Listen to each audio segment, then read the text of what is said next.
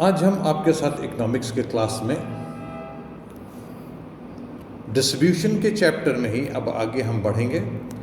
Marginal productivity theory of distribution यानी वितरण का सीमांत उत्पादकता सिद्धांत। सीमांत उत्पादकता सिद्धांत वितरण का सबसे पुराना, महत्वपूर्ण और एक सामान्य सिद्धांत है। इस सिद्धांत का प्रतिपादन सन 1826 में German economist T H. Von Thunen ने किया था। इसके बाद इसका विकास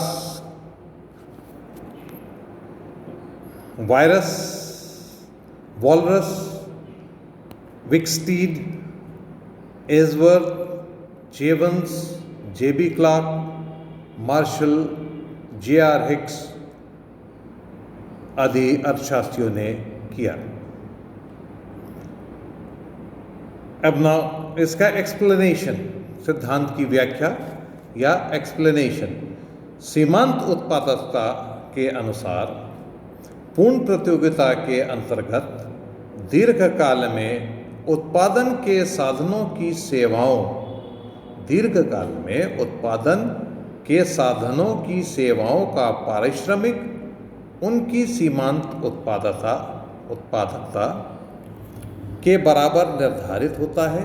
साधनों की मांग इसलिए की जाती है क्योंकि उनमें वस्तुओं तथा सेवाओं का उत्पादन की योग्यता क्षमता होती है। किसी साधन की वस्तुओं तथा सेवाओं के उत्पादन करने की योग्यता ही उसकी उत्पादकता या प्रोडक्टिविटी कहलाती है। किसी साधन की वस्तुओं तथा सेवाओं के उत्पादन करने की योग्यता ही उत्पादकता या प्रोडक्टिविटी कहलाती है। आपातकाल में तो किसी साधन का पारिश्रमिक किसी सीमांत उत्पादकता से कम या अधिक हो सकता है, किंतु दीर्घकाल में यह उसके सीमांत उत्पादन के बराबर ही होता है। यदि किसी साधन का पारिश्रमिक उसके सीमांत उत्पादन से कम है तो उद्यमी उत्पादक को लाभ होगा। वह ऐसे साधनों की मात्रा को तब तक बढ़ाएगा जब तक उसकी कीमत यानी पारिश्रमिक सीमांत उत्पादन के बराबर नहीं हो जाती। इसके विपरीत यदि किसी साधक का पारिश्रमिक उसके सीमांत उत्पादन से अधिक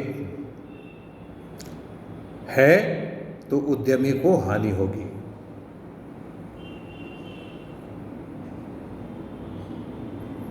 प्रत्येक उद्यमी या प्रोड्यूसर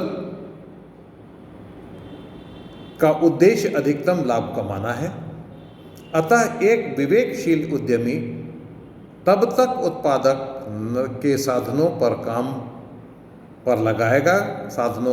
पर लगाएगा जब तक उसकी सीमांत उत्पादकता उनको दिए गए पुरस्कार के बराबर नहीं हो जाती। दूसरे शब्दों में, कोई भी उद्यमी उत्पादन के किसी साधन को अधिक से अधिक उसके सीमांत उत्पादन के बराबर पारिश्रमिक देगा। सीमांत उत्पादकता, सबसे पहले तो ये है कि सीमांत उत्पादकता है क्या। What is marginal productivity? सीमांत उत्पादकता जो होती है वो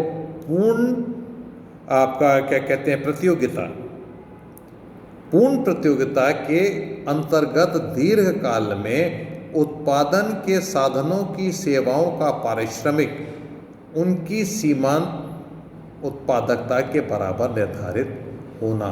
पूर्ण प्रतियोगिता यानी कि ऐसी जगह जहां पर सेलर और बायर दोनों उस कमोडिटी के बारे में पूरा डिटेल में जानते हैं और आपस में मोल भाव करते हैं। एक ज़्यादा कमाना चाहता है, एक कम में खरीदना चाहता है। तो ये एक जहाँ कहीं पर भी पूर्ण प्रतियोगिता होती है, उस जगह पर उत्पादन के साधनों की सेवाओं का पारिश्रमिक, जो साधन हम उत्पादन में आप जानते हैं प्रोडक्शन के 5 उपादान हैं, फैक्टर्स हैं, उनका हम इस तरीके से उनकी सेवाओं का पारिश्रमिक उनकी सीमांत उत्पादकता यानी कि मार्जिनल प्रोडक्टिविटी के बराबर निर्धारित होना अनिवार्य है। ये हमारी एक फाउंडेशन है और यही इसकी थ्योरी है कि जो कुछ भी हम करें, मतलब कि जो भी हमारी संपूर्ण प्रतियोगिता है, तो उसके आधार पर उसके अंतर्गत दीर्घकाल उत्पादन के साथ, दीर्घकाल में यानी कि एक लंबे समय में उत्पादन के साधनों की सेवाओं का पारिश्रमिक।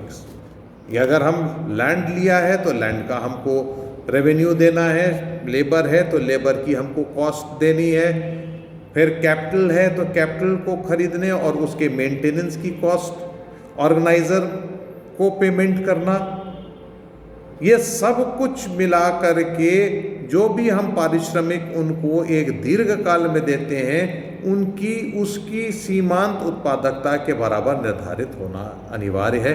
यही सिद्धांत है।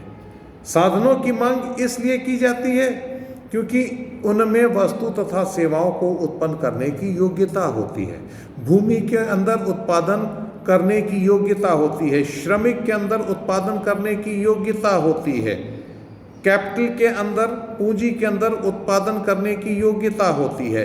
तो ऐसी योग्यता वाले जो हमारे साधन हैं, उनको इन उत्पादन करने की क्षमता होने की वजह से हमको इन साधनों को वस्तु तथा सेवाओं के उत्पादन की वजह से इनको प्रोडक्टिविटी इनके अंदर ये प्रोडक्टिविटी है, हम ये प्रोडक्टिव हैं और इनके कार्य क्षमता जो है प्रोडक्टिविटी को दिखाती है।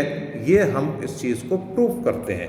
यही हमारी मार्जिनल प्रोडक्टिविटी थ्योरी है कि हम पूर्ण प्रतियोगिता के अंतर्गत दीर्घ काल में उत्पादन के साधनों की सेवाओं का पारिश्रमिक मार्जिनल प्रोडक्टिविटी के इक्विवेलेंट हम ले आए।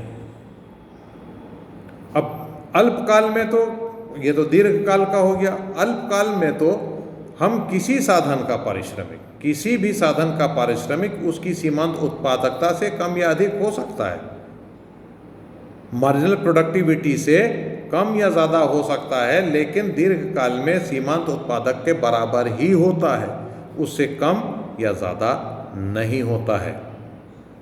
तो इसमें हम जब करते हैं तो हम इसको कह सकते हैं कि अगर किसी साधन का पारिश्रमिक उसके सीमांत उत्पादन से अधिक होता है तो हानि होगी, उससे अगर कम होता है तो फायदा होगा।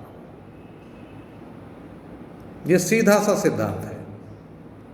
ठीक है, अब ये आज आपको हमने इसका ये बता दिया कि ये कब शुरू हुआ। इसमें से ये जो छोटे छोटे से ईयर्स हैं, इन सब को आप अपने दिमाग में बना करके रखिए कि सन 1826 में जर्मन इकोनॉमिस्ट T.H.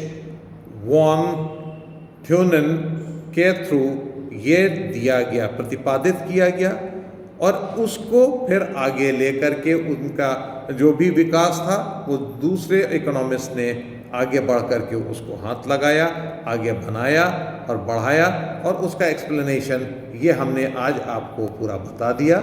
और आज जो है आप इतना ही आपके लिए, कल अब हम आपको इसकी डेफिनेशन से लेकर के आगे चलेंगे।